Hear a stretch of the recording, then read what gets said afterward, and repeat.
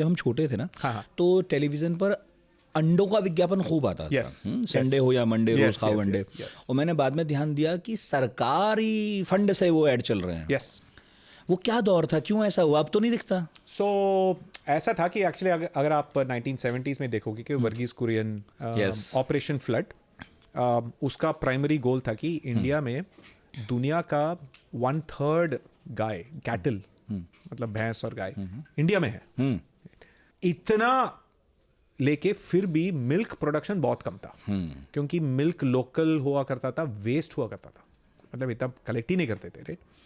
तो ये cooperative society बना के हर विलेज, हर 2 विलेज में एक कोल्ड स्टोरेज बना के दूध को कलेक्ट करके होमोजेनाइज, पैस्चराइज करके फिर सिटी को करना। इस पर एक फिल्म भी बनी थी, गिरीश कार्नाड की मंथन। हाँ, राइट। और इससे एक्चुअली लोगों को पता नहीं चलता कि इंडिया का एवरेज हाइट कितना बड़ा है ऑपरेशन फ्लड से, राइट। उतना कैल्शियम, राइट, पहले तो उतना नहीं था, इतने छोटे थे। अगर आप फोटो देखोगे ना 1940s 50s से, अरे यूरोपियन से आधा हाइट हुआ करते थे, राइट। इतने छोटे हुआ करते थे। अरे मैं ग्रेट ग्रैंडफादर के फोटो उतने छोटे, मतलब हमारी हाइट बढ़ी है, हमारी उम्र भी बढ़ी है, हाइट भी बढ़ी है, राइट। तो वो तो ऑपरेशन फ्लड था। तो ऐसे ही 1980s में पहले चीज तो इंडिया में पाउल्ट्री का मैक्सिमम कंजम्पशन होता है 2 स्टेट में, प्रोडक्शन और कंजम्पशन होता है 2 स्टेट में, आंध्रा, मतलब तेलंगाना, आंध्रा और तमिलनाडु, राइट। मैक्सिमम यही होता है। तो उसी समय थोड़ा वो इंडस्ट्रियल पाउल्ट्री वो सब था और प्रोडक्शन बढ़ गया था, राइट।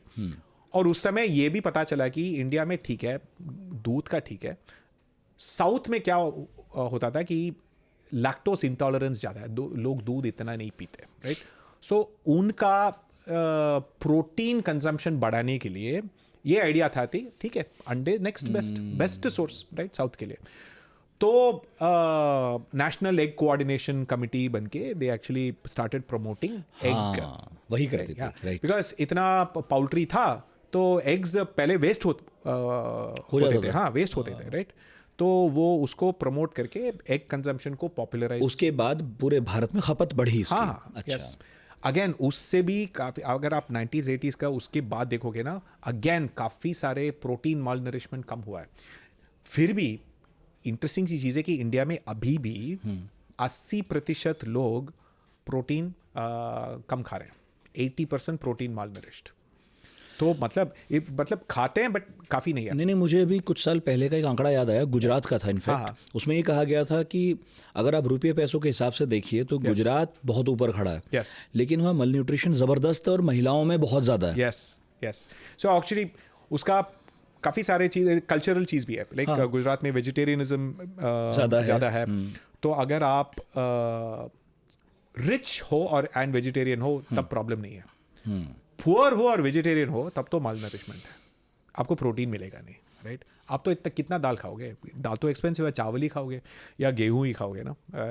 सो उनके लिए क्या होता है कि मैं एक चीज़ और, आप अगर सोचेंगे ना, इंडिया में इंडस्ट्रियल मीट प्रोडक्शन नहीं होता, बहुत कम होता है, राइट। लोगों का एनिमल प्रोटीन होता है, विलेज में लेबरर्स होते हैं, उनका घर में 1-2 गाय होता है, एक गाय होता है या मुर्गी, बकरा, राइट। वो अपने आप रिप्रोड्यूस करके वो चलते रहेंगे और हफ्ते में एक को मार के वो एनिमल प्रोटीन हो जाता है। अगर आप उसका प्रोटीन का कॉस्ट देखोगे तो 0 है। वो मुर्गी क्या खाता है, उनको कुछ खाना नहीं है, वो पूरा घूम के वो खा लेगा, वेस्ट को खा लेगा, राइट। और वो बकरा वो घास खा के, राइट। सो ये एनिमल हस्बेंड्री होता है, एग्रीकल्चरल वेस्ट को एनिमल प्रोटीन को कन्वर्ट करने के लिए, इसी एनिमल हस्बेंड्री इसीलिए बना है, राइट, ऐसा स्मॉल स्केल, राइट। तो प्रॉब्लम ये होता है कि जब हम वन सिटी में आते हैं तो नेचुरली ये एक्सेस नहीं होता है। तब आप दाल का कॉस्ट 100 रुपये होता है किलो, लेकिन वो अंडे का कॉस्ट 0 होता है विलेज में, राइट। सिटी में अंडे और मुर्गे का कॉस्ट एक्सपेंसिव होता है। लेकिन अगर आप कुछ स्टेट में देखोगे ना, कुछ टाइम पे तमिलनाडु में चिकन का कॉस्ट पनीर से कम होता है, राइट। प्रोडक्शन इतना ज़्यादा है, राइट। तो इसीलिए एक्चुअली इंडिया में काफ़ी सारे एक और इंटरेस्टिंग चीज़ है कि जिस स्टेट में स्कूल में मिड डे मील्स, वो बच्चों गवर्नमेंट स्कूल में अंडे देते हैं, उनका average height, stunting, cognitive impairment, deficiency कम होता है।